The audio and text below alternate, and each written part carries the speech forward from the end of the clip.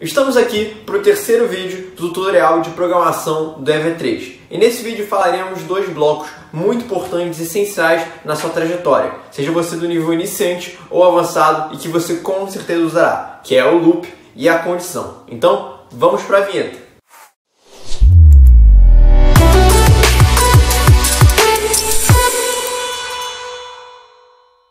Olá, estamos aqui para mais um vídeo do tutorial de programação do EV3. E hoje a gente vai aprender sobre dois blocos muito importantes para qualquer um que estiver começando ou até avançado em programação, que é o bloco de loop e condição, ou em português, que a gente chama de ciclo e comutação. Vamos primeiro falar do primeiro bloco, que é o ciclo, que é o loop. Como é que funciona o ciclo loop? O ciclo, o loop, como é que o nome já diz, ele simplesmente repete, faz um ciclo de comandos. Então, ele vai fazer um ciclo de comandos em tudo que tiver dentro daqui. Então, por exemplo, ele vai, se eu colocar um bloco para ele ficar girando, vou colocar um bloco para ele ficar girando, ele vai ficar girando até um certo momento, até um certo estado, o estado daquele ciclo que eu pedi. No caso, o ciclo que eu pedi, o loop, foi ilimitado. E aí ele vai ficar repetindo aquele comando o tempo todo. Então, por exemplo, vou colocar aqui. E ele vai ficar girando, girando, girando, girando o tempo todo, até, claro, eu parar o EV3.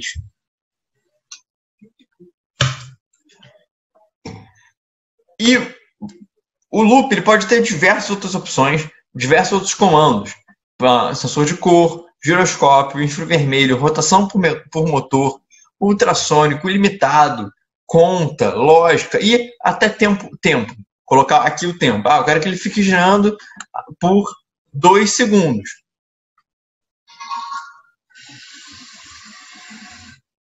Isso até lembra um bloco que a gente já viu nesse tutorial, que é o bloco simples desse motor do mover direção, move steering, ligar por segundos, colocar aqui 20 e colocar aqui ele girar. É literalmente a mesma programação. Ele executa exatamente a mesma coisa que eu pedi se eu fizer desse formato aqui com esse bloco ou nesses dois blocos. Então o loop muitas vezes pode substituir diversas programações suas que você tem, assim como o esperar que você viu. Então isso mostra que a programação ela não tem um caminho único. E isso que é muito legal, é que você pode fazer a mesma coisa de diversas formas diferentes. E não tem nenhuma maneira errada. Se você fizer para ele girar por 2 segundos dessa forma, tá no mesmo, é a mesma coisa que você fizer daquele formato que eu mostrei, como qualquer outra maneira que você pensar. Então isso que é interessante, que não existe uma única forma. Você pode encontrar diversas soluções para apenas um problema. Então vamos voltar. Vamos, por exemplo, fazer 2 blocos. Vamos supor que eu coloque limitado. Eu peça para ele girar 360 graus para um lado,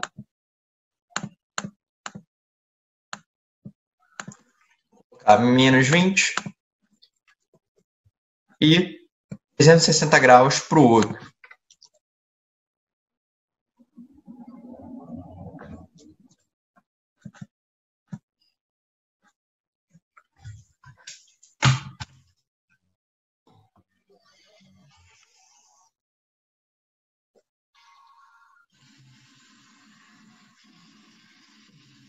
Então, como você pode ver, ele vai ficar repetindo essa ida de virar para um lado, virar para o outro, virar para um lado, virar para o outro, o tempo todo.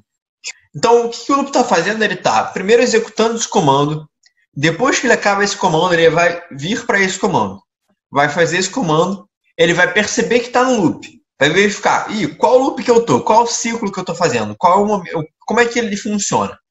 Esse ciclo, esse loop é ilimitado. Então, como é limitado, o que eu vou fazer? Eu vou voltar para o início. E aí ele vai executar esse, depois esse, vai ver que é um loop limitado e vai voltar e vai fazer isso o tempo todo. E outras opções que você pode ter, por exemplo, é utilizar um sensor de toque, um loop de sensor de toque. Vamos, por exemplo, colocar para ele ficar girando para um lado, enquanto eu não apertar o botão 1, sensor de toque.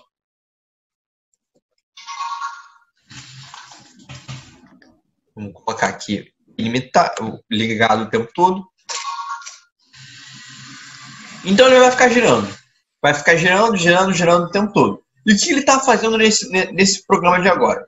Ele está vindo para esse bloco, está girando, está vindo para o loop. Aí o loop percebeu que ele não é de limitado, percebeu que ele é de toque. Ele vai falar, ele vai perguntar: o meu sensor de toque está apertado? Ele foi apertado? Não, então ele vai voltar para esse início e vai fazer o loop totalmente todo de novo. No momento que eu apertar o sensor de toque, ele vai vir para cá e vai perceber: pô, o meu sensor de toque foi apertado. Então eu vou sair dessa programação e parar ela. Então vou apertar o sensor de toque e ele parou. E outra coisa importante é que se eu apertar o sensor de toque errado, por exemplo, apertar esse aqui, ele não vai funcionar. Por isso que é muito importante você ficar atento à porta que você colocar os seus programas, os seus sensores. Porque, por exemplo, se eu quiser parar com o sensor 4 e eu colocar aqui sensor 1, não vai funcionar.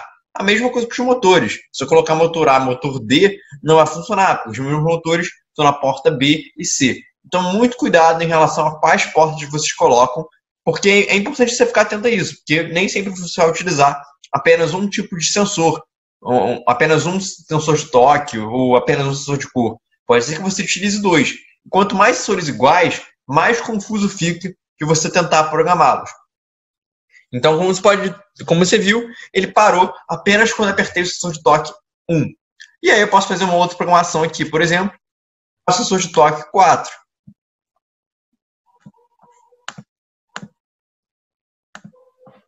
E aí eu vou pedir para ele girar para o outro lado. Então ele está girando. Se eu apertar o sensor 4, ele não vai parar porque eu pedi o sensor 1. Então eu vou apertar o sensor 1. Apertei. Então, como você pode ver, primeiro ele está girando para um lado.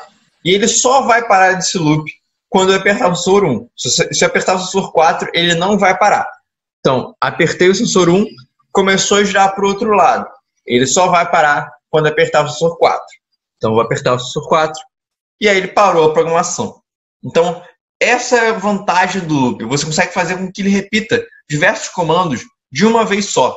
Ele, a partir de um certo feedback de informação de algum sensor. Por exemplo, ele vai ficar girando aqui o tempo todo enquanto eu não apertar o sensor 1. E aqui é a mesma coisa para o sensor 4. Agora, outra opção que se pode ter é utilizar o sensor de cor. Vamos supor, por exemplo, que eu quero utilizar o sensor de cor. E o sensor de cor tem diversas cores. Então, você pode colocar duas cores de uma vez, se ele vira o amarelo ou o vermelho, se ele vira o amarelo, vermelho ou branco, ou pode colocar uma cor específica. Por exemplo, eu vou colocar para ele ficar girando enquanto ele não avistar a cor azul. Então, está girando. Se eu colocar, por exemplo, uma cor errada, ao amarelo, como eu coloquei, ele não vai executar. Porque essa não é a cor certa. Quando eu colocar o azul, ele vai parar. E a mesma coisa se eu colocar o inverso. Se eu colocar aqui o amarelo e posicionar o azul,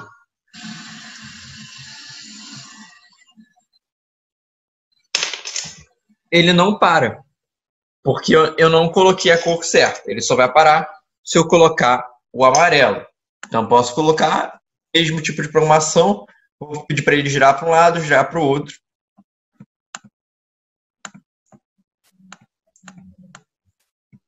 Primeiro com azul e depois com amarelo. Vou colocar ele para girar para o outro lado. Então, primeiro amarelo.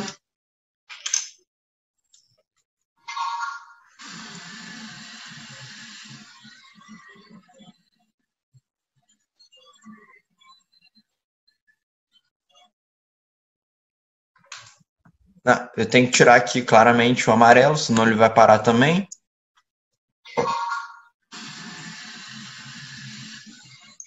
Começou a girar para o outro lado e parou quando eu coloquei azul. Então, é basicamente isso que eu queria falar do loop. Então, agora vamos falar um pouco da condição.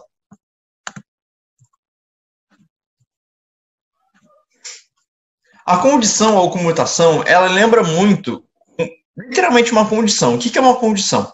ela representa dois estados. Se eu fizer uma coisa, se alguma coisa acontecer, ele vem para cá. Se alguma coisa acontecer, ele não vem para cá. Por exemplo, se tiver de noite, eu vou dormir. Se tiver de dia, eu vou ficar acordado. Se for de manhã, eu vou para o colégio, eu vou tomar café da manhã. E se for de tarde, eu vou almoçar, eu vou fazer qualquer outra coisa. Então, ela sempre tem dois comportamentos, dois estados. Se tal coisa acontecer, ele vai fazer tal coisa. Se essa coisa não acontecer, ele vai fazer outra coisa. E é a mesma coisa aqui com a condição. Por exemplo, vamos colocar um loop aqui ilimitado para ele verificar a condição o tempo todo. E se eu apertar o sensor de toque, o que ele vai fazer? Nada, vou deixar pressionado. Se eu pressionar o sensor de toque, o que eu quero? Eu quero que o meu robô pare. Se eu não apertar o sensor de toque, ele vai vir para cá e eu vou pedir para ele ficar girando.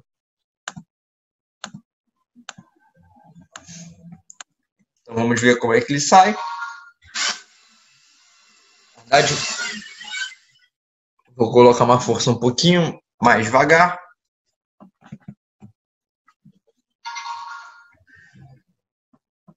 Devagar demais.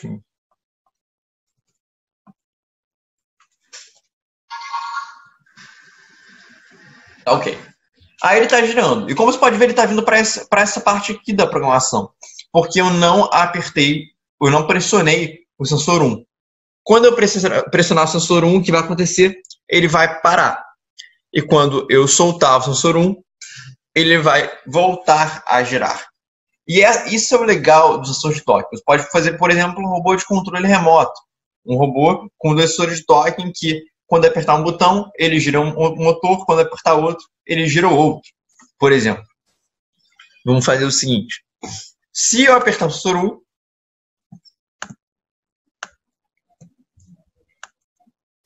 o sensor 1, ele vai mover o motor B. Só o motor B. Com 50 de força. Não, ele vai travar o motor B. Vai deixar desligado. Eu vou fazer a mesma coisa com o meu outro motor. Em vez do motor B, eu vou fazer para o motor C. Em vez do sensor 1, eu vou fazer para o sensor 4. Então vamos ver o que acontece. Eu não apertei nenhum dos botões. O que ele está fazendo? Ele está executando essas duas partes de baixo e ele está mandando os dois motores ficarem parados. Quando eu apertar um sensor,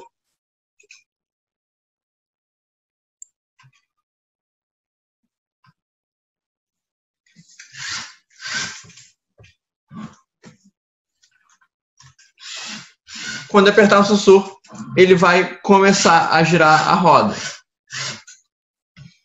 E se eu apertar os dois, ele vai para frente.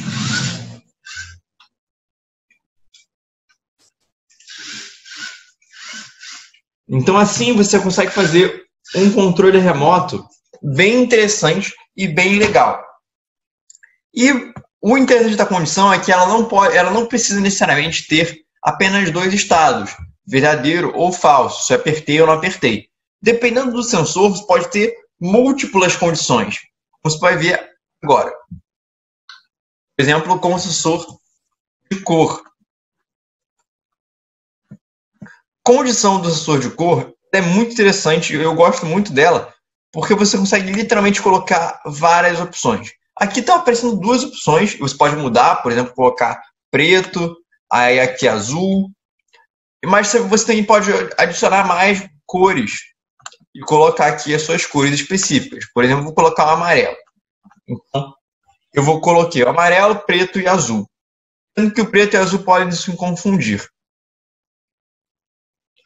Em vez do preto, vou colocar o verde. Talvez ele não se confunda. Então, vamos fazer o seguinte. Se o meu sensor virar cor verde, o que eu vou pedir? Eu vou pedir para ele ficar girando para um lado. Se ele virar cor azul,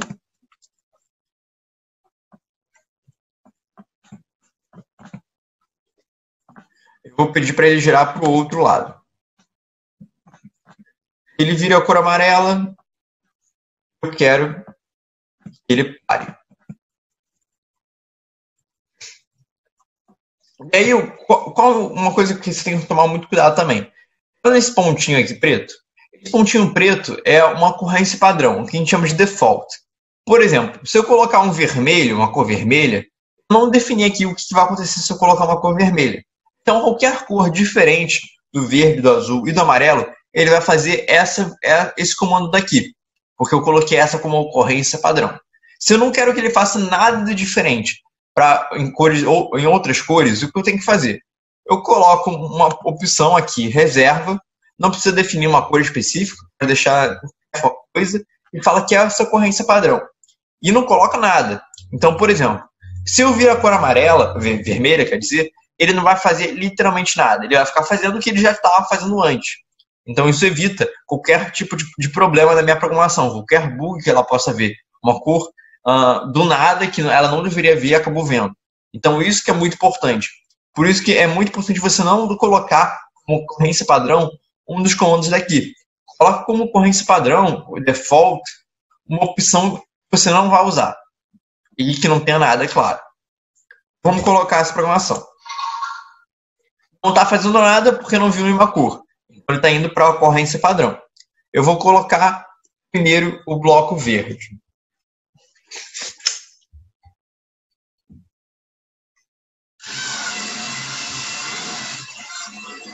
Começou a girar.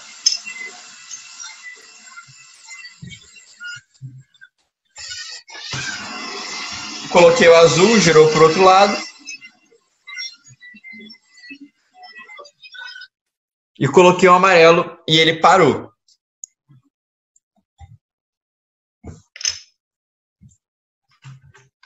Então, isso que é o interessante da condição de cor. Você consegue fazer diversos estados, diversos comportamentos dependendo da cor. Então, a condição de sensor de cor é uma condição muito forte, muito poderosa, porque você consegue literalmente colocar infinitas possibilidades. Você pode colocar realmente infinitas possibilidades. Infelizmente, a gente não tem tantas coisas para colocar infinitas possibilidades, mas o programa te dá essa opção de você colocar diversas ocorrências, diversos comportamentos. Então, eu acredito que é isso. Acredito que eu já dei uma passada bem tranquila pelo bloco de condição, pelo bloco de loop. Um último detalhe é que existem dois formatos que você pode utilizar a condição. Ela pode ter esse formato na vertical, ou se você clicar aqui, ele vai ter um formato na horizontal. Tem vezes que eu prefiro o horizontal, porque eu acho que ele deixa mais compactozinho, mais fechadinho. Mas quando eu quero ver a minha programação toda, eu pessoalmente prefiro o formato plano, que é assim, na vertical. Então tem na vertical e tem na horizontal. Para você colocar na horizontal ou na vertical, é apenas apertar aqui. Se estiver na vertical, você vem e aperta aqui, que vai para o horizontal. Se estiver na horizontal e você quiser a vertical, você simplesmente aperta aqui de novo e ele vai voltar para a vertical. Então, essa é apenas um detalhe do bloco de condição que eu gostaria de falar. E acredito que é isso. Acredito que dei uma passada bem geral pelo bloco de loop, bloco chamado também de ciclo, como também dei uma introdução no bloco de condição, ou em inglês que a gente chama de switch, ou também que a gente também chama de comutação. Então, pode ter diversos nomes. Esses blocos podem ter diversos nomes. A condição normalmente tem 3 tipos de nome, que é condição ou comutação, ou em inglês, que a gente chama de switch. E o loop pode ter 2 nomes, que é loop em inglês ou ciclo em português. Então é isso. Muito obrigado por assistir e até a próxima aula.